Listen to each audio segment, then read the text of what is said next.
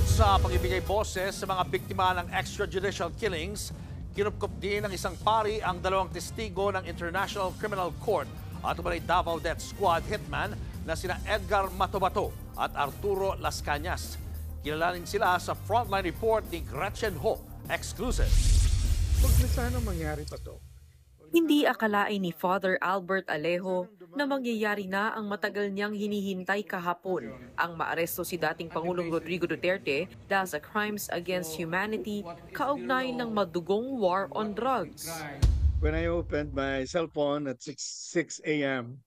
here in Vienna, I was pleasantly surprised, but I was not able to capture immediately my own emotion. So I've been expecting this. I've been praying for this. Now it's happening.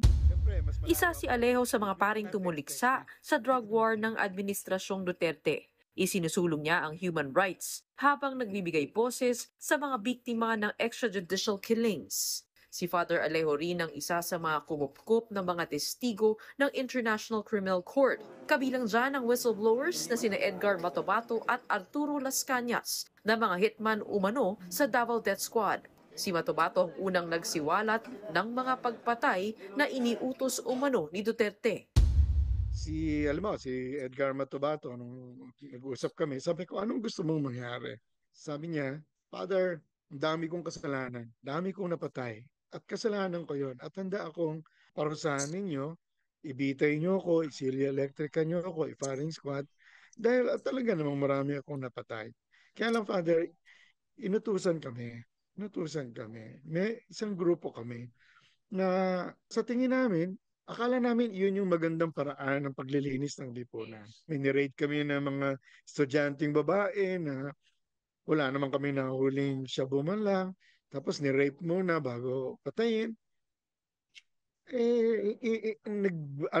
Parang hinipo sila ng Panginoon. Si Las Cañas, siya talaga yung mastermind ng mga designing ng pagpatay na talagang malapit na malapit sa kamay ni Duterte. Kasama siya, sabi niya, out of his own blind loyalty to Rodrigo Duterte nung mayor pa siya. Kaya kung bakit niya gagawin yun at ba't niya aminin kung hindi totoo yun? Si Edgar Matobato at si Arturo Las Cañas, kamusta po lagay nila ngayon? Kalabas na sila ng bansa, no? Finally. So, na yun? Hawak na sila ng ICC, na mga Witness Protection Program. Dahil sa pagkupkup ni Father Alejo ng mga testigo ng ICC, nakatanggap daw siya ng death threats. Swerte pa nga kami, may threat lang kami. Yung iba, wala nang threat, pinatay na diretso eh. Yung sinasabi na papatayin kita, alam namin may tinatago ka. Kung si Father Alejo ang tatanungin, malakas ang kaso laban kay Duterte sa ICC. Marami raw kasing ebidensya sa unang 7 buwan ng panunungkulan ni Duterte bilang Pangulo. Mayroon talaga mga ebidensya na galing mismo sa pulis. Siyempre, wala namang volunteer killers eh.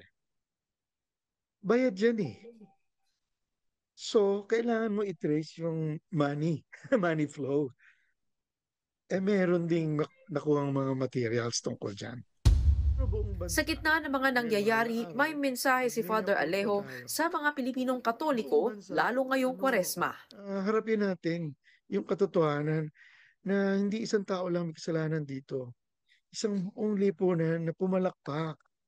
Yung mga kamay na may dugo, magugas ng kamay at magugas ng puso. Nagbabalita mula sa Frontline, Gretchen Ho, News 5. Mga kapatid, Julius Babaw po. Iba na ang may alam at may pakialam sa panahon ngayon. Para sa Frontline ng mga balita, mag-follow at mag-subscribe sa social media pages ng News 5.